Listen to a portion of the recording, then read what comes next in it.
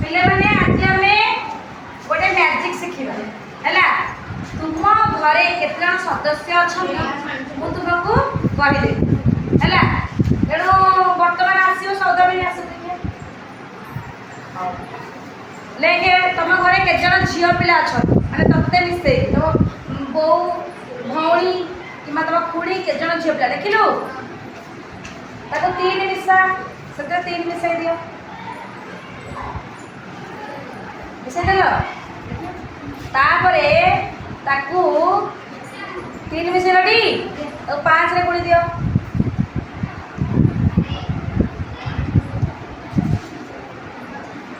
पांच रे गुणी देलो तापरे केतरे 20 मिसा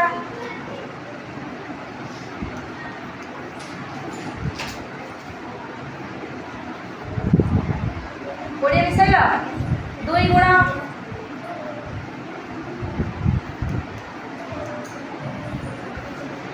दुई गुणिल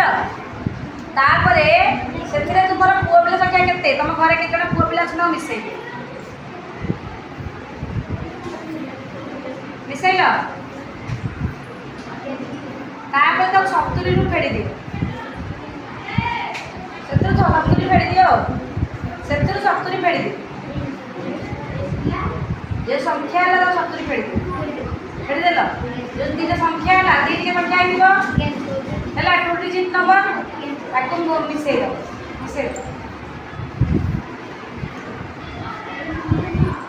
मिसैलो तुमर जहाँ मिश्रण फल है सेटा तो सदस्य तुम माने घरे के जन सदस्य अछन सेटा हो जे संख्याटा कोन आइतिला 10 आइतिला संख्या 10 आइतिला नै जो संख्या तो हैला तो कहले फर्स्ट मिसेला पर 10 हैला ता पूर्वटा कोन हैला संख्या 64 एटा 64 माने 6 जन तुम घरे पुओ पिला 4 जन झियो पिला तुम घरे के जन झियो पिला अछंती सेते 3 मिसा मिसेलु तापरे से जहाँ हैला से 5 से गुणन कर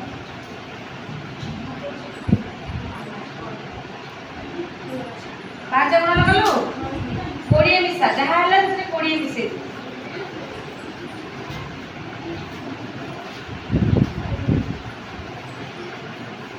20 मिसेलु तापरे 2 गुणन कर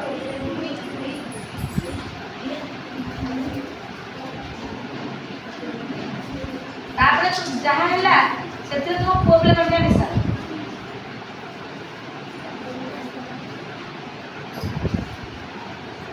मिसेलु तापरे तो 70 फेडी दे फेडा नंबर जहाँ हैला 70 फेडा कर संख्या रे केते हैला केते हैला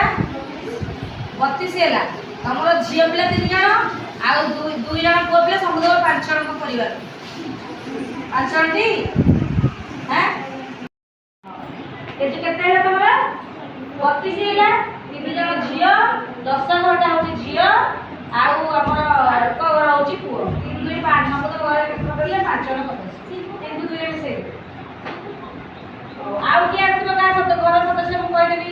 के आसीबो कामटा को करे पे के आसीबो रिया से तुम घरे के जन झियो पिला अछंती ताको 3 मिसा 3 मिसेलु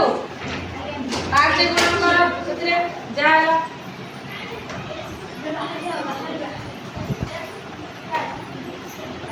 पांच गुण कलु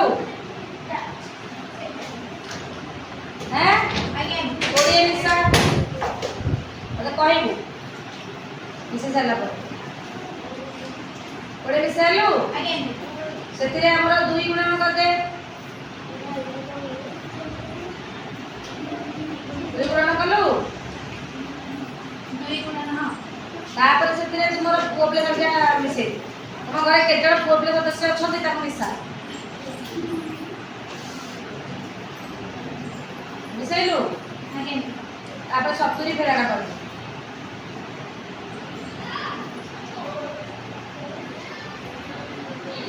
तो 70 फेराडा कर देलु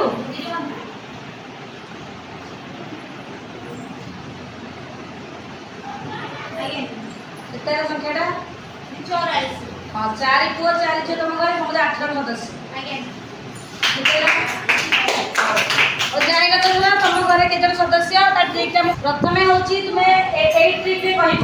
ପ୍ରଥମେ ଘରର ସଦସ୍ୟ ଆগে ପାଖକୁ ଆସ।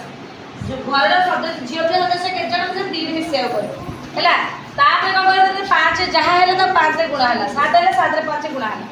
ଗୁଣନା ପରେ ଆମେ 20 ତାକୁ କ'ଣ କରିବା ମିଶେଇଦେବା। 55 ହେଲା, 55କୁ ପୁଣି 2ରେ ଆମେ ଗୁଣିଦେବା।